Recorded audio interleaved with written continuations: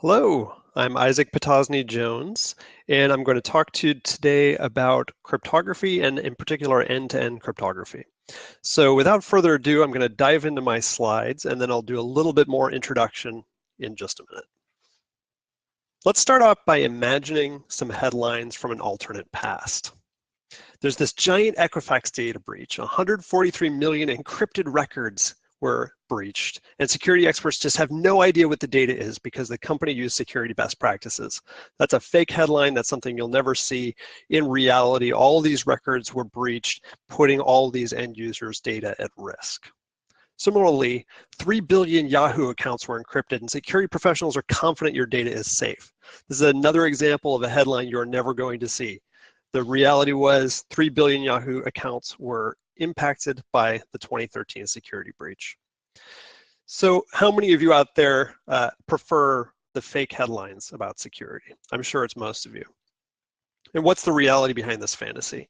Crypto matters for security, and crypto matters for the blockchain. Good cryptography is, of course, the foundation of cryptocurrencies. That's why they're called cryptocurrencies.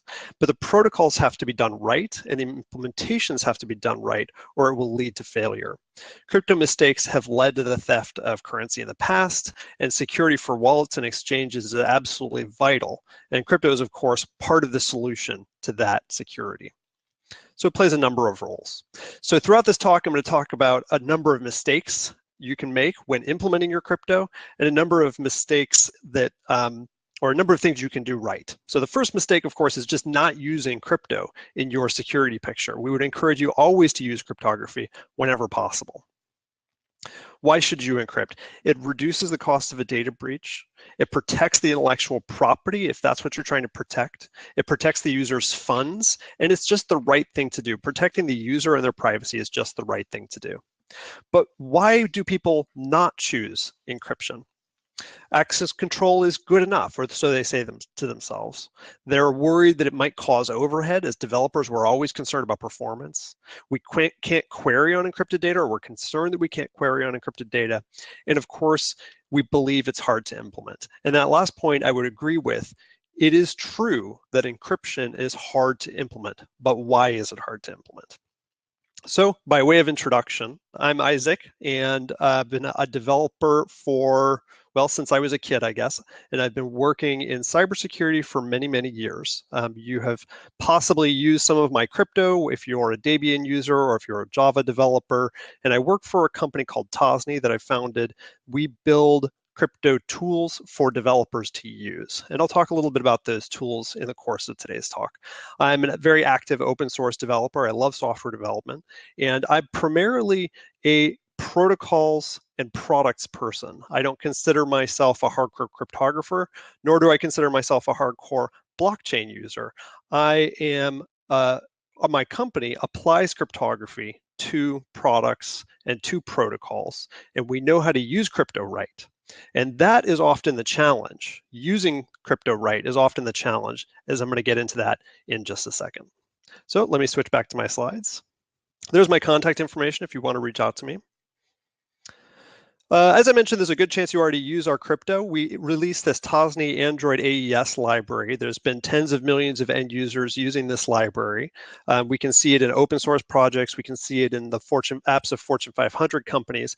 And people who do use this library have a significant security advantage over people who try to implement AES, for instance, themselves in Android. AES being, of course, one of the most popular and important cryptographic ciphers out there. So what are the takeaways you're going to have from this talk? Of course, security defense continues to be a disaster. The massive advantage goes to the attacker in security. I've always been on the defensive side, and it's very, very difficult. Crypto is the recognized solution, or a recognized solution, as part of the framework of cybersecurity. And in fact, it's the last line of defense when access control falls down. And I'm going to talk a lot about how to think about cryptography in terms of access control. When you already have access control, why do you need cryptography? More and more crypto is getting written by developers without training and often organizations without incentives to get security and cryptography right. And so as a result, developers are getting crypto wrong. And my assertion is that the crypto community is not giving us good interfaces to get cryptography right. And it's not just me saying this. There's a number of actual commercial or academic studies around this topic. Here's a quote from Veracode CTO, basically, which is what I said: software developers aren't implementing encryption correctly, and cryptographic issues are ranking higher than issues like cross-site scripting, SQL injection, and directory traversal. Writing a lot of crypto, but doing it poorly. So here's what you'll get from this talk. You'll understand a bit about how a typical developer approaches crypto, what's the root cause of this problem, and how you should approach crypto, at least some technical details and some mental models and frameworks to help you approach crypto correctly.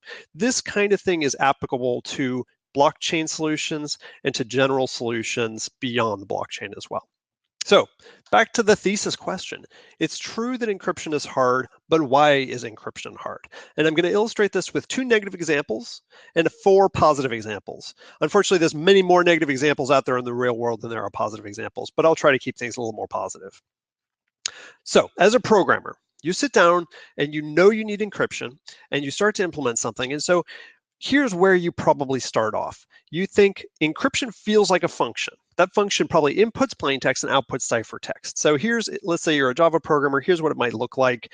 You have a function encrypt, it inputs a string, it outputs a string. It's a nice stateless function, feels nice and clean. Okay, fine. But then you think about it a little bit and okay, it's not going to be strings. It's going to be something like byte arrays. That's not a really big deal. The difference between the two is very easy to move things back and forth. And so, okay, well, we have a input and output just as we expected with encrypt. Now, when we think about it for a minute more, we haven't gone and looked at the docs or Googled anything yet. We think about it a minute more, and we realize, well, of course we need a key. That's what crypto's all about. So you input key, you input plain text, you output ciphertext, and that should be what encrypt looks like. And then the reality hits us. If you're very lucky, you look at a function for encrypt, and you should see these 4 or 5 parameters up here: the plain text, the key, the IV, which means initialization vector, the algorithm, and the mode.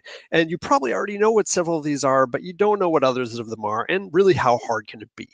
As a developer, we're used to solving this kind of problem. We have a kind of general framework for solving this kind of thing. We look at the docs, we study, we test, and we get it right?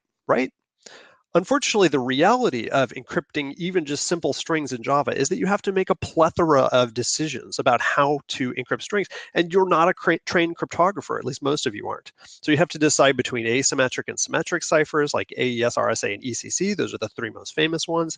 Then let's say you choose AES. You know that it's the most popular symmetric cipher. You know it's well vetted. You know it's fast. You know it's certified correct. But then you have these symmetric modes. You have to choose between ECB, GCM, CBC. You might Google and get conflicting answers as to what's available on your platform and what's the right thing to do. And then you might have to hash or sign or something like that. And then there's another algorithm involved at least.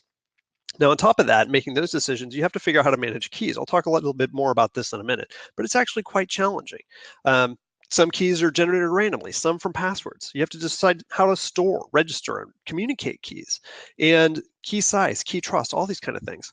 Then finally, you've solved the crypto problem. Now you actually have to communicate all of this with another party, because that's the point here, right? You need to send some information to somebody. So how do you generate, store, and communicate things like the initialization vector? How do you pad, encode, and serialize? And then once you communicate all these decisions to the other party so they can actually decrypt the thing on the other end, well, then that's actually a new attack vector. Your attacker can get in the middle of that conversation and downgrade your security. They could say, hey, why don't we use a 5-bit key instead of the normal size, like 128 bits.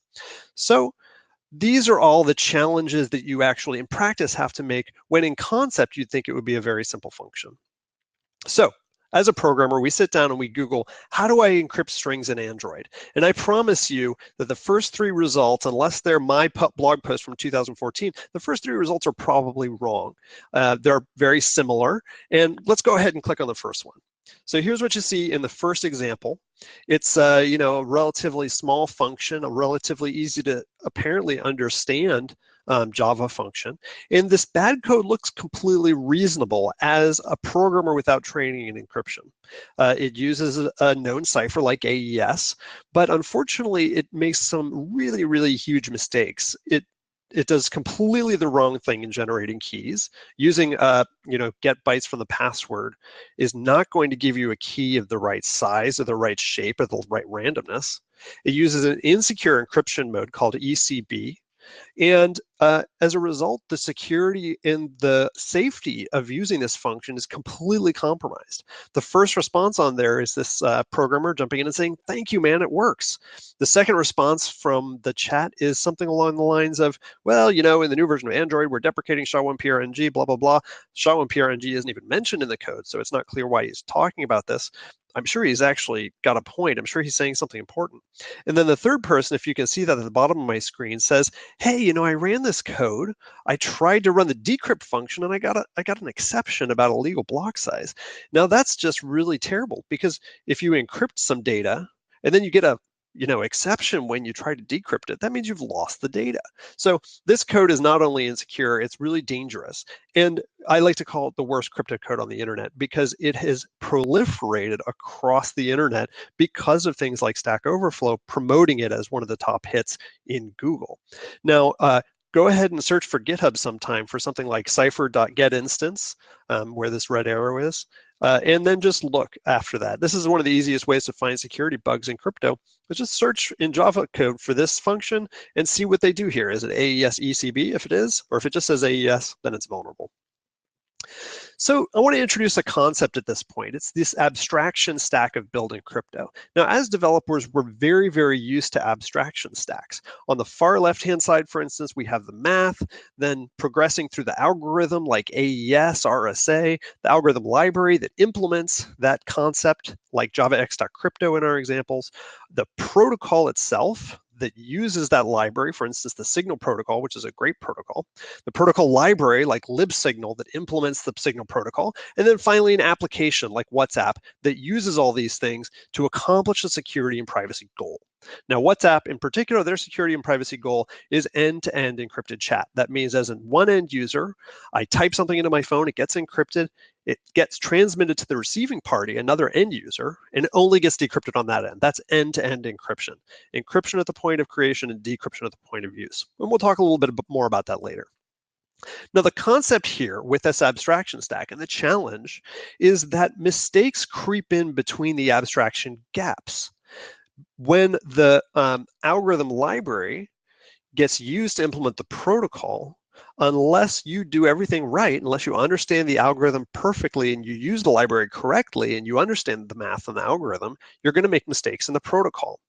And this shows up constantly. There's always mistakes in between these gaps, and these mistakes cause security vulnerabilities. So, one of the cool things about blockchain is that it closes this conceptual gap in the use of cryptography. So whatever your algorithm is, ECDSA or SHA-256, for different types of blockchain solutions, the library implementing your crypto, blockchain provides a protocol in the library, and I kind of have it halfway crossing into the library because there's definitely a last conceptual gap to understand how your application needs to implement a blockchain solution if you're doing something innovative. And there's a lot of excitement about that little part of it right there. How is it that we can use blockchain in interesting ways? So this is a very good solution to a certain class of problems, and it's very interesting. Okay, so mistake number 2 is directly using low-level primitives like AES or RSA or SHA-256 without the support of a higher-level application protocol or approach. Now, I say this is a mistake, but this is very common because so many crypto developers have not provided us good tools to move more to the right in this application stack. So we have a question about using a mode like GCM instead of using a mode like ECB. Thanks for that question. GCM is an excellent mode of operation for AES, and I'll talk a little bit more about chaining modes in just a second. So that's an excellent question. So another mistake you can make is not imagining your attacker correctly. So a strong cryptographic attack model ignores access control because cryptography is there for when access control fails. Imagine that your attacker can read all of the encrypted data and can read all of the plaintext data, but they can't decrypt it. Imagine they can change all of the encrypted data and the plaintext data. Hopefully your digital signature should be able to catch that change. Imagine that they can choose example plaintext and data to encrypt, and imagine that they know the algorithm and the format of the data. So that means they basically know everything except for the keys. not imagining this this type of strong attacker will cause you to cut corners in your cryptographic approach. So always imagine the attacker in this level of strength. And that's because the attacker should be assumed to have gotten past access control. Maybe they've stolen the user's phone or found an exploit on the user's phone. Maybe they've broken in through your firewall. So please imagine the attacker like this. So another mistake is using a weak attack model. So finally, let's talk a little bit about key generation and key management. Randomly generated keys are the most common and the most secure, but they're hard to manage because you need to store those keys. That introduces new attack vectors because then the attacker can go after the keys. So a bad approach that you unfortunately see fairly often is storing the key right next to the ciphertext, or not even using a cryptographically secure random number generator or using one with a bug in it, as we saw in the Android wallet bug a few years ago. A good approach is to use a hardware security module, also called an HSM, a hardware wallet if you're talking about the client side, keychain, or some kind of key management system or KMS. On the, for instance, in the cloud, Amazon provides a KMS system, very, very useful. On Android and iOS, there are key store protocols built into the platform that you can use. So wherever possible, use something within the platform, a key management or secret management solution. The other approach is to use password-based keys. This is nice because there's no management of those keys, but they do have somewhat of weaker security. That's because the password is only as strong as the the key is only as strong as the user's password. So using the password as the AES key is wrong. It's the wrong size, it's easy to crack. I've also seen a lot of code using password.getBytes as the seed to the random number generator, which is also an incorrect approach. It can be more quickly cracked. It's not as bad as the previous approach. What you should be doing instead is use a approved password-based key derivation function. That's what these things are designed for. They take a key, they take a password and they output a key, and they have specific security properties built into the systems. So always try to use something like that when you can. So mistake 4 is broken key management or no key management strategy. So what happens when we make these kinds of mistakes? And I argue that in general, what happens is you lose the guarantees that you're looking for with cryptography. You lose confidentiality and you lose integrity. And that's very, very bad because that's exactly what we need from our crypto. So let's talk a little bit about, someone had asked a question, I made some reference earlier to different modes of encryption, things like ECB versus CBC. So let me just explain in brief. ECB, electronic codebook mode, is the basic mode of operation of AES. If you were using AES on just a single block of data, 128 bits of data, this is how it would look. You take a key, you input the plain text, you encrypt, and you get the ciphertext out. And for the next block, for instance, if you have more than one block, you do the same thing. Now, the problem with this approach, the top approach, is that for each plain text, if the plain text is the same, the ciphertext is actually going to be the same. Or a better way to say that, if the plain text and the key are the same, then the ciphertext will be the same. That has a serious security vulnerabilities and implications that I'll show you in a minute. Another mode, like something like CBC, the cipher block chaining mode, I depict here because it's relatively simple to understand. You take the plain text, you start out with an IV, which is basically a source of randomness to make sure that each message is distinct and different. You concatenate those with XOR. Then you feed that into the block, you take the output and you feed that into the next block. So each message is encrypted uniquely thanks to the initialization vector, and each block within that message is encrypted uniquely thanks to the chaining mode of operation. There's a number of modes for AES or for any block cipher, ECB, CBC. Someone had asked a question earlier about Galois counter mode, GCM, and SIV. There's a lot of great modes. It partly depends, which mode you choose will partly depend on what's available for your platform and what security properties you're looking for. So that's just a brief primer on these modes. Now, what's the impact here of using something like ECB, which is the default in Java, unfortunately, is that you get this kind of behavior. Here's the kind of famous picture of the Linux penguin. The center picture is that penguin encrypted using a mode like ECB. And then the far right picture is using a real good mode like GCM or whatever they use to create this picture. On the far right, it's completely random noise. That's what you should expect from from a cryptographic cipher, the data it produces should be indistinguishable from random noise. And obviously that center picture is not. It's very, it leaks a lot of information about the structure and the contents of the data. And a mode like ECB will always do that.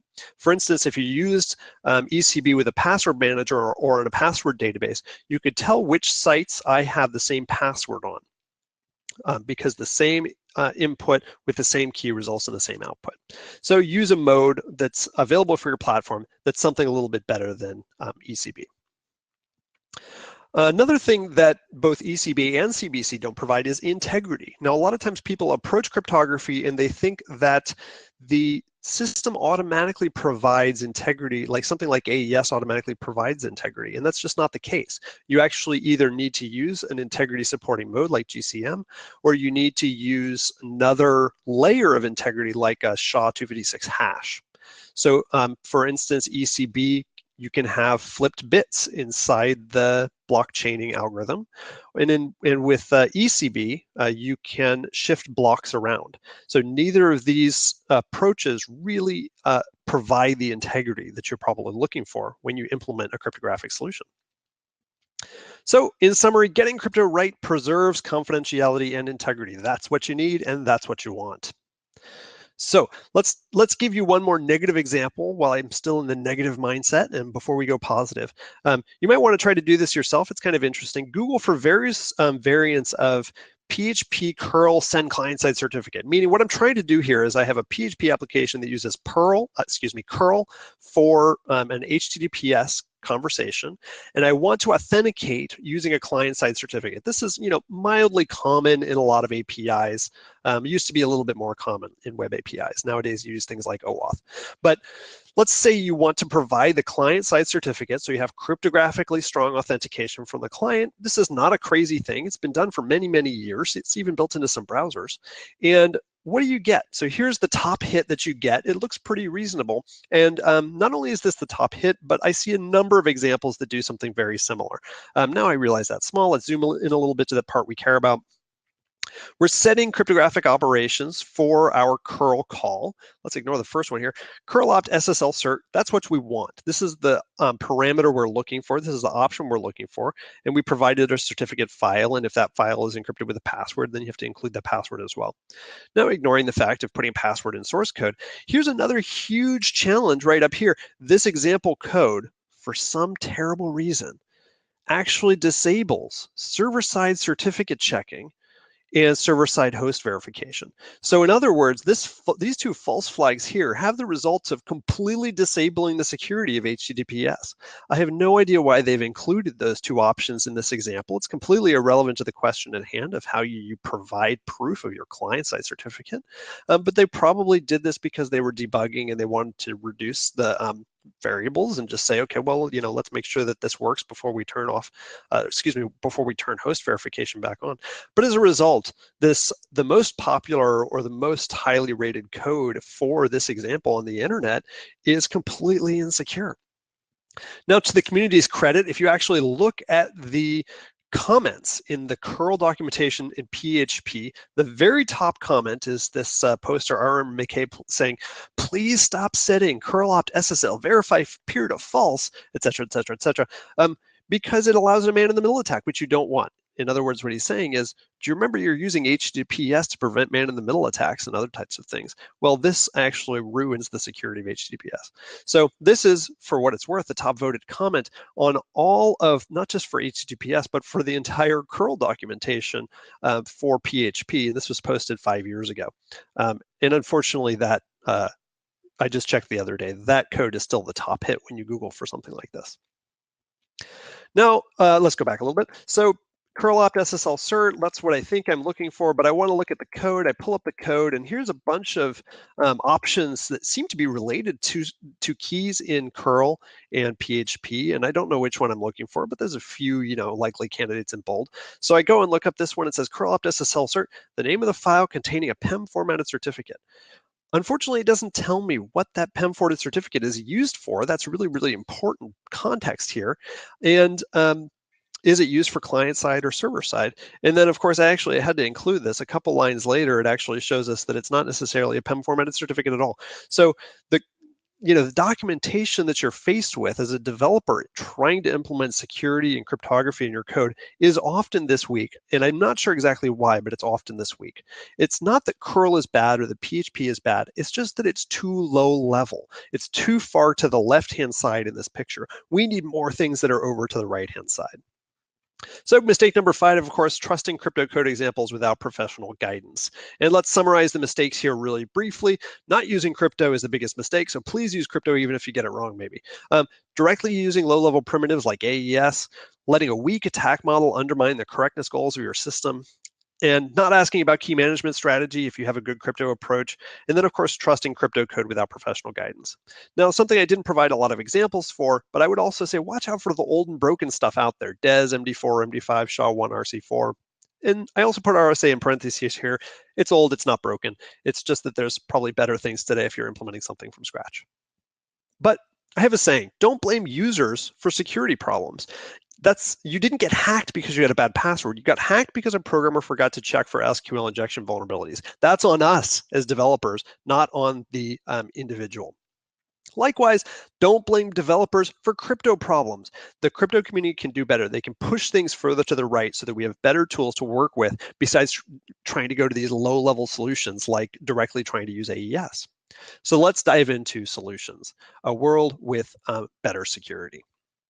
Let's talk a little bit again about this abstraction gap.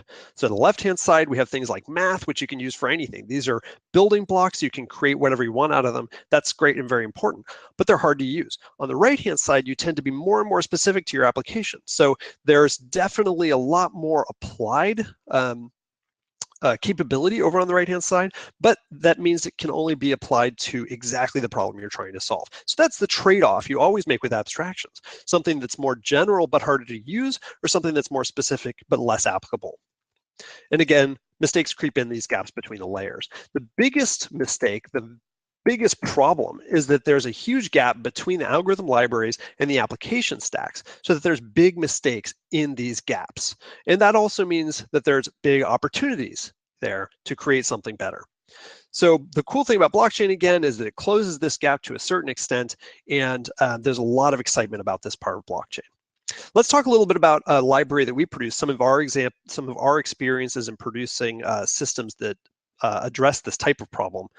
We produce an AES library to address that challenge that I showed you earlier of the worst code on the internet. So here's what you get if you look for the Java documentation on cryptography. You get these 3 functions, get instance, init, and do final. Well, what does that mean? What does that have to do with encrypting my data? And if I read the documentation here, it really is not too much help. And for the function parameter transformation, it just says the name of the transformation to create a cipher for.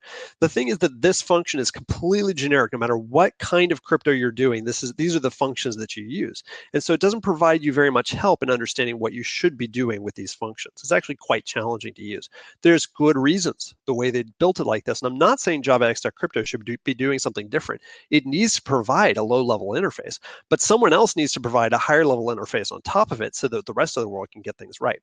So here's what we provide in our open source library. You can go use this if you're a Java developer. We have 3 functions, basically. Generate a key. This one is generated randomly, or you can generate with a password. Encrypt with the text and the key. And, serialization. And then decrypt string. So these are the basic building blocks that you expect to have. It's also very opinionated. It gives you a lot of information about what it's doing, AES CBC with integrity. It returns the ciphertext, the IV, the message authentication code. So it's trying to tell you exactly what it's doing and exactly how you can use it. We want to see more stuff like this. Let me skip over that a little bit. So it's opinionated and makes a lot of choices for you. That puts it further to the right in the picture here. So for instance, on performance, if you're generating a key from a password, that's a relatively slow operation. It's intentionally a slow operation. So the performance impact of that might vary greatly depending on what kind of platform you have. If you have a very slow mobile phone, then that key generation might actually be too slow. So it's very hard on the right-hand side of this picture to make choices that work for everybody. And that's the core challenge. I think that's why we have so few of these types of tools. So another great example is the Signal protocol. This is an end-to-end encrypted chat protocol. I mentioned it briefly earlier. They're doing a great job in bridging this gap all the way from the library implementation to like halfway into the application. What they're trying to do is chat because they're doing end-to-end end-to-end encryption. I kind of mentioned that earlier. Encrypt the data as soon as it's created and decrypt it only when it's used, and no intermediate systems get the data. Very, very good properties. You need something like that. OpenWhisper Systems specified this protocol. They published it. It's open source. And they implemented it inside their secure chat app. And they're considered one of the more secure chat apps out there. And then other implementations followed suit. WhatsApp, Facebook, and others have implemented this protocol into their chat protocols because it solves that specific problem very, very well. It solves end-to-end encrypted chat. It's a protocol for this specific problem. You can't go and use it for something else. It's not a generic end-to-end encryption protocol, but it's perfect for chat. That's what we need more of. I'll give a quick example too of libsodium. This is a great protocol, this is a great cipher library that you can use if there's nothing further to the right. So let's say you have to go down to the protocol level, you have to go down to the cipher level and you need to understand what they are, but you don't have a protocol library for, say, end-to-end encrypted chat or authentication or things that are fairly common out there. So you can pick this thing up. It's higher level than just using the direct ciphers like AES because it combines the ciphers, asymmetric and symmetric ciphers, in a very meaningful way. The kind of downside about this, unfortunately, is its choices are somewhat odd. It doesn't use the NIST ciphers. So if you're in an environment that requires NIST ciphers, like FIPS compliant environment, it's not going to work for you. And I would say the documentation is still a little weak, but they're really a pretty great library. I think they're solving a great problem. And so I've sort of drawn this as a little bit of a bigger box, and the protocol can be a little bit smaller now because they've taken more of the accountability into this library. So use something like libsodium if you can. It's available cross-platform. It's a fantastic library. So we're also trying to solve this problem. We have an end-to-end encrypted data storage system that works beyond chat. So we kind of use the Java AES project to verify that there's this real need out there. That project, the open source project, was wildly successful. But of course, this is a challenge that's way beyond Java and AES. So you can chat with me or reach out to me if you're curious about more of it. Let me just give you a quick taste for how it works. It's data creation is encrypted and data use is decrypted. So everything is encrypted end to end. It's a hub and spoke model. So that means you can have multiple writers and multiple readers, and it's centralized so that the data can go into the one central InnoVault here. That handles the natural complexity of real systems. The programming model is that your application logic operates on clear text and uses our end-to-end encrypted database SDK. And this does things like encrypted write, encrypted read if you're just using it from this system.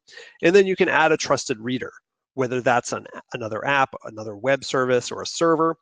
And then they, after some very, very fast key management that happens, they can now read the data and their application logic can operate on the clear text. So we try to make our API very, very easy to read and write encrypted JSON data. If that's the challenge you're trying to solve, again, this is further to the right, that helps you greatly. So let me skip forward. Yeah, just very, very briefly, there's SDKs for a number of languages, Ruby, PHP, Go, Java, etc. Easy key management, so we do a lot of the key management for you, and it can be SaaS or delivered as an SDK. So let me quickly show you some examples.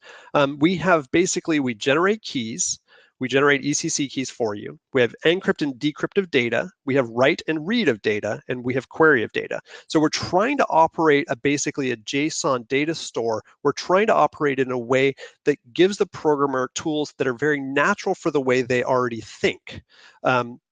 Instead of thinking in terms of ciphers, you think in terms of read, write, and share data, making it hopefully very easy. So here's a code example for HTML where you just drop in a tag saying, I want this date of birth and social security number to be tagged with this InnoVault type.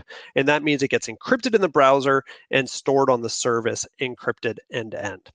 Similarly, for something like Ruby, basically you just say, give me a new database, write the data, this is the type of data, and these are the fields. So you operate in terms of name value pairs, JSON data structures that you're very used to operating with, and the type of operations you do are read write. And you don't even actually see any crypto here, but this all gets transparently encrypted end to end. Again, for read, very, very simple. You operate in Ruby on data in Ruby the same way you would operate on data without encryption. So you just query the data, the service returns the encrypted data, it decrypts it, and then you operate on it as if it's in plain text. Very, very convenient. So wrapping things up, what can you do in your day job to make things better? So if you have the expertise, if you're in the crypto community, please build tools in this gap. This is where we need more solutions. Take some challenge, whether it's encrypted data at rest, whether it's some kind of transport protocol, and provide higher level libraries that are opinionated and make a lot of the right decisions so the programmers don't have to become cryptographers to solve these problems. For the rest of us, if you're not in that field, you're not a cryptographer, you're just trying to use this stuff, decide on your security and privacy goals early. Use encryption wherever you can. Plan for a strong attacker. Don't convince yourself that you don't need crypto in certain places because you have access control. That's what crypto is for. Wherever you can, use a tool that's close to your abstraction layer. That means further to the right in my diagrams, or something like libsodium. Ideally, use a trained cryptography to implement your approach if you can, because they will catch nuances and mistakes as they implement the thing. If you don't have a trained cryptographer on staff because you're not a big company and you can't afford a trained cryptographer, get some training for your developers, get yourself some training. Developers love learning about crypto, and have a cryptographer cross-check your work or cross-check their work.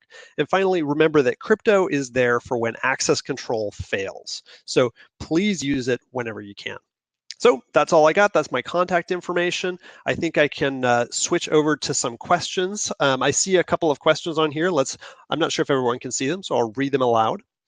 So I have a question. Is there a Java library to deal with cryptographic functions in the cryptocurrencies and blockchains? And then he clarifies more precisely, Nicola Sake, more precisely, Java library to manipulate Merkle tree, Bitcoin addresses, hashing algorithms, and all the common functions together in a single library. I think I don't offhand actually know the answer to your question, whether there's a Java library that handles those things for you. That would be extremely valuable if there was. So take this from me as a call to action for the community. If there's not already a library like you've described, someone needs to build it so that people can take these building blocks of cryptocurrencies or blockchains and build better, higher level tools so that programmers don't make those lower level mistakes. Let's see, I got another question. Will we gain anything by replacing Signal Protocol with blockchain? Now, that's a very interesting question. Signal Protocol is very, very concerned with confidentiality, and blockchain is very, very concerned with integrity. So these kind of conceptual modes of operating, I think, work very well in collaboration with each other, but it's not exactly clear whether something like blockchain would be all that valuable for an end-to-end confidentiality solution. I think there are probably interesting overlap points where you can have for instance, data stored off-chain, whether it's on something like what we provide, like E3DB, or something like what Signal provides in a chat protocol, and publish a signature about that data, whether it's a hash or whatever you're doing, publish some kind of signature to a blockchain, that then you can verify something interesting about the transaction or the conversation or the file you're storing. So that's definitely a possibility, and but I don't know that one would ever quite replace the other. So another question I've got here, is there a good library you could recommend to secure your data in PHP? That's a great question, and it always depends, again, kind of on the far right of your question. Like, what is the application need that you're trying to solve? And in general, without knowing too much more about your application, I would say look for something like libsodium. There's a great implementation in PHP. It solves a lot of the problems for you. It makes opinionated choices, and you can't probably go too far wrong if you do good with key management and something like libsodium. But unfortunately, you will probably, whatever your protocol is, around key sharing, around key generation, around communication, those aren't solved for you with a solution like libsodium. So it kind of depends, but definitely look there first. So I think we've got perfect timing. We were able to answer all the questions, and we were able to get through all the slides. So I really appreciate everybody here. Thanks so much for joining us today, and it was a real pleasure getting to present. Really, thanks a lot to Alex for organizing, and With the Best for creating this great platform. Thank you very much. Have a great day.